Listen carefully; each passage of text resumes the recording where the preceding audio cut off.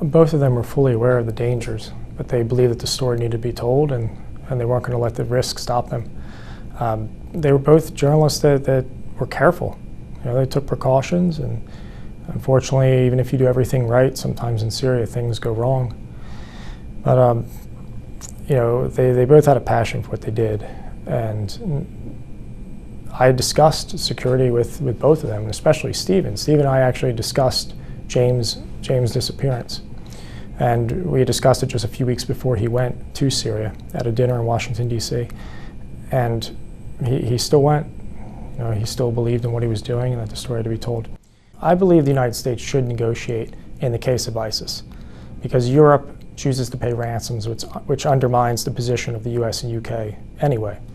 Furthermore, ISIS has so many sources of revenue, including the oil sales and the extortion and the taxes, that they're not reliant on ransom payments. So we're not keeping the organization alive by paying the ransoms. So I would propose that they pay the ransoms, get our people back, and then kill ISIS before they get to use the money anyway. ISIS has been focused regionally, but now that the United States has conducted airstrikes, they've made it clear their intention to strike back at the United States, and they've executed 2 of our citizens. So it absolutely is a threat. It's a growing threat. A number of members of ISIS, perhaps thousands, have European passports or American passports that allow them to cross the borders. So it's definitely a major security threat at this point that exceeds even that Al-Qaeda posed.